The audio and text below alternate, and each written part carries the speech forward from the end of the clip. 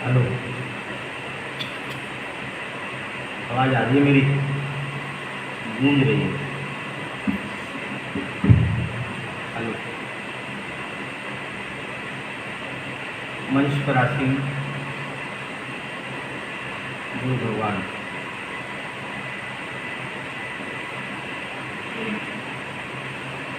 माँ जी के चरणों में मेरा शत शत नमन। भाइयों, देखिए,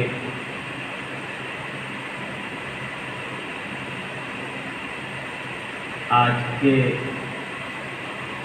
इस सत्संग बेला का दायित्व ये भाई अपने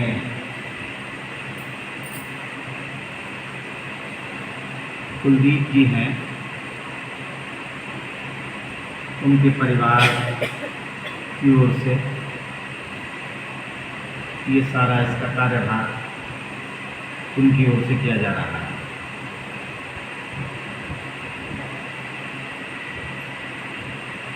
मुझे बहुत ज़्यादा प्रसन्नता है। देखो, प्रसन्नता इस बात की नहीं है कि ये प्रोग्राम करवाने का दायित्व इनके कंधों पर है ना। प्रोग्राम ये करवाएं या ना करवाएं, प्रोग्राम तो होगा। पर प्रसन्नता इस बात की है, इनका पूरा परिवार, इन्होंने जो इतने वर्ष से सत्संग में आती हैं,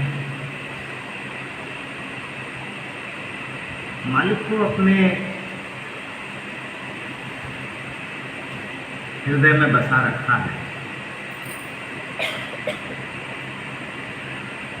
उसका परिणाम ये है कि ये सत्संग इनके परिवार में पहुंच गया,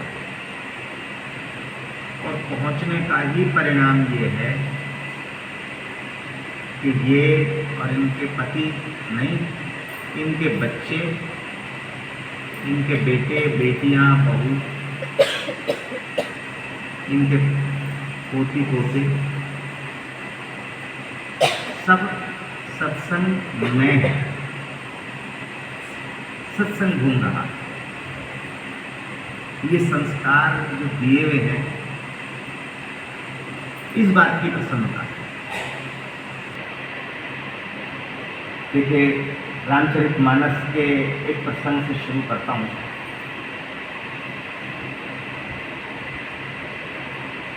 माता जानकी अशोक वाटिका में है।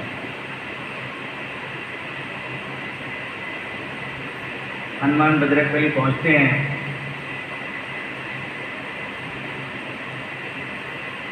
मुद्रिका देने के बाद माँ से कहते हैं, माँ मुझे भूख लग रही है, आप आज्ञा दो, मैं ये सुंदर सुंदर फल हैं, ये खा लो। तो माँ कहती हैं, बेटे ये फल सुंदर नहीं, ये फल जो तुम्हें सुंदर लग रहे हैं, ये सुंदर नहीं है, ये विष है। ये अज्ञानता के फल हैं।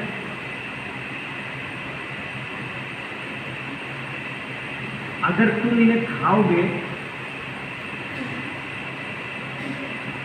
तो तुम्हारी बुद्धि भ्रष्ट हो जाएगी।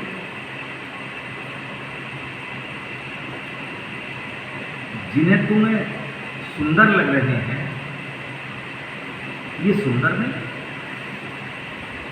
और वास्तविकता भी यही है। हम अगर इस संसार में देखें, अगर हम इस संसार को अज्ञानता की दृष्टि से देखते हैं, तो सब हमें बहुत अच्छा लगता है।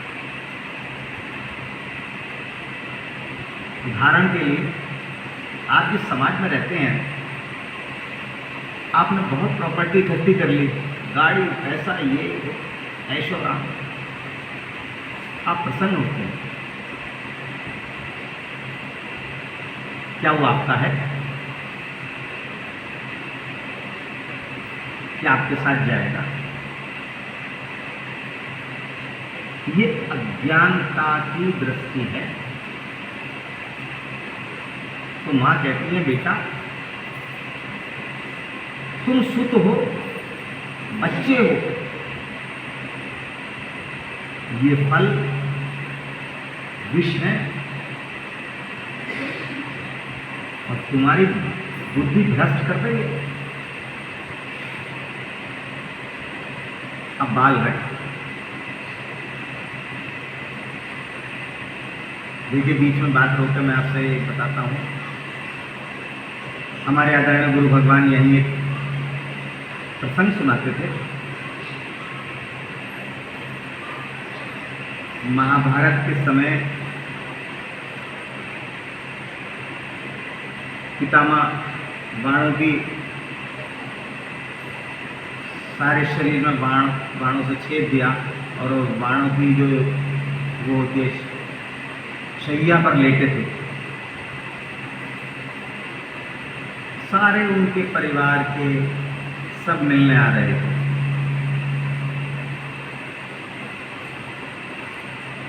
द्रौपदी भी थी। पितामह बहुत सुंदर सुंदर उपदेश दे रहे थे, बहुत सुंदर सुंदर ज्ञानमान बातें कर रहे थे। द्रौपदी कुछ देर देखने के बाद, सुनने के बाद बहुत तेज हंसी, हाथ लगा के हंसी। तो एकदम पितामह ने कहा कि भाई द्रौपदी, तुम हंसी क्यों? हंसने का कारण बताओ। बस हंसने का कारण बताओ। द्रौपदी बोली, पितामह आप इतने अच्छे उपदेश दे रहे हो, इतनी ज्ञानवान बातें कर रहे हो, सुनकर मन बड़ा प्रसन्न हो रहा है। पर कष्ट की बात यह है कि जब भरी सभा में दुर्योधन मेरे चीर हरण कर रहा था, तभी आपका ज्ञान कहाँ था? तब आपने कोई इस तरह ज्ञानवान वाली बातें दुर्योधन को नहीं बताई। पितामह बोले, तुम सही कह रही हो।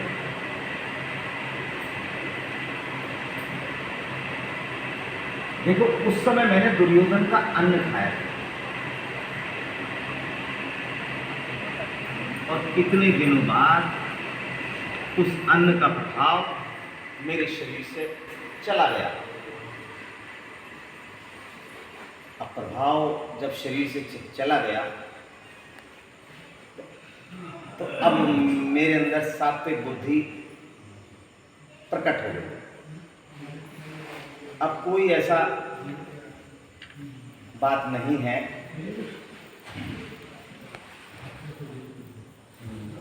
लाइट ये लोग कर लेंगे, आप लोग बैठिए।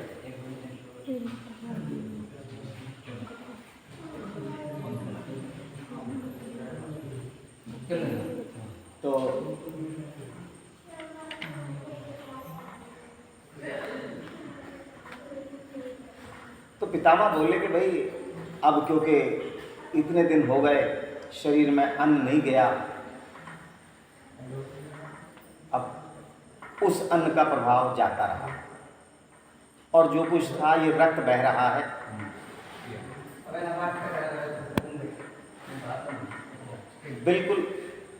बिल्कुल रक्त का प्रवाह होने से उसका असर बिल्कुल जाता रहा। आप लोगों ने एक कथा सुनी होगी, जैसा खाए अन्न वैसा हो जा मन। खाए अन्न संभार के, खोटा खरा विचार, और वैसी ही मत होती है जैसा करे आहार। आहार का असर हमारे बुद्धि पर पड़ता ही है। वही बात माता जानकी कह रही हैं